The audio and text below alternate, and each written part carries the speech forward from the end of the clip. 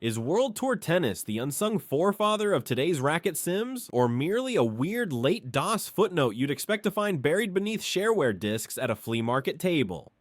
Rhetorical question, self-answer, both, Schrodinger's topspin. This 1993 EA reissue of Distinctive Software's 1994 D Sports Tennis repackages the studio's wireframe physics engine with a beefed-up World Tour season, 2 broadcast camera angles, and enough stat pages to make an accountant scream love 40. Underrated? Absolutely. Most players gave up the moment the coat-hanger athletes emerged from DOS darkness. Overrated? Only if you worship flat-shaded limbs. Fundamental? Maybe not, but skipping it means missing a design experiment that dared to model backspin when Polygon sports were still novelties. Historical context: originally launched as 4D Sports Tennis in 1990. Distinctive's vector engine showcase impressed tech nerds, but looked crude next to sprite-heavy console titles. EA bought Distinctive in 91, rebranding it EA Canada and plotting a trilogy: a straight port, 4D Sports Tennis, a sponsorship repaint, Compact Grand Slam Cup, and 1993's expanded reissue World Tour Tennis. The update arrived just as PC sports games leaned toward licenses. FIFA was weeks away, leaving wireframes feeling quaint yet curiously technical. I discovered the game on a Micro Center demo rig, flanked by laserdisc shooters. The clerk called it a physics test wearing wristbands. Challenge accepted. 4 discs later, I spent Labor Day weekend double faulting on a 386 that hummed louder than Sampras's serve. Mechanics, wireframe, court craft. Every player is a bundle of polygons, but timing rules everything. Movement sits on the numeric keypad. Cottrell plus direction chooses lob, slice, or topspin. Distinctive's engine swaps discrete animation frames at about 25 frames per second. Whiff early, your racket freezes mid-arc. Swing late, the ball tattoos your chest. Crowd backdrops debut here. Low-res fans sway like cardboard cutouts, while surface color dictates physics. Grass stays slick, clay drags the ball into slow, high kicks, and indoor carpet lands in neutral territory. The manual never quantifies bounce percentages, but you feel the pace swing dramatically when you import your grass court cannon onto red dirt. Sound is classic ad-lib, serves pop, crowds hiss, and the umpire's digitized advantage occasionally warbles into what my teenage ears always heard as avalanche and subjective glitch, don't at me. Modes. Practice to planet apart from one-off exhibitions and a ball machine practice mode, the revamped World Tour season is the star. You sculpt a rookie, gender, dominant hand, backhand grip, then start dead last in a ladder of 96 ranked opponents with a modest bankroll for tickets and entry fees. Over 60 tournaments dot the world map, from Harare hardcourt futures to fictional slam equivalents.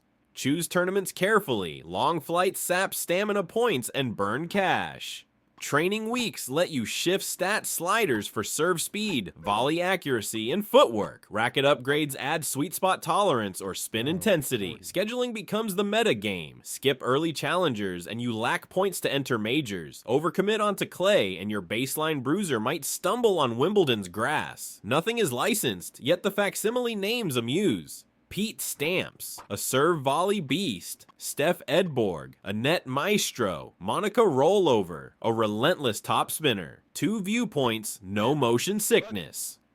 The engine offers 2 stable angles, baseline and broadcast. Baseline sits behind your avatar, optimal depth, minimal FOMO. Broadcast rotates 90 degrees overhead, echoing TV coverage. Early previews teased a ball tracking cam, but the retail build never shipped it. Baseline loyalists cite timing clarity. Broadcast devotees love seeing sideline geometry. Either way, the Z buffer rarely misplaces polygons, though an occasional racket inside ball overlap can gift phantom winners.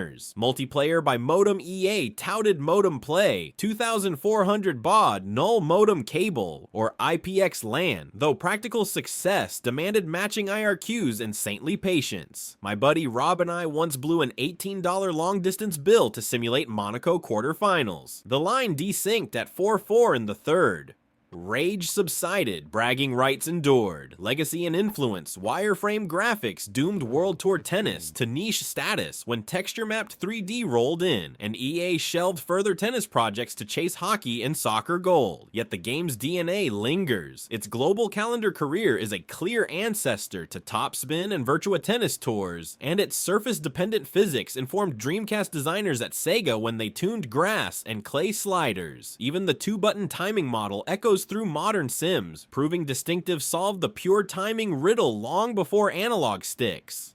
A tiny cult keeps the ball in play. DOSBox vets share timing charts on Reddit. Speedrunners race to sweep all 4 fictitious slams in under 45 minutes using corner serve exploits. Modders patch .exe files to overlay real player photos. A nightmare for nostalgia, but a triumph of hex hacking. Closing paragraph plus score booting world tour. Tennis today is like unsealing a wireframe time capsule. Primitive visuals, yes, but timing windows tight enough to train reflexes and a career mode that still lights up the spreadsheet lobe of my brain.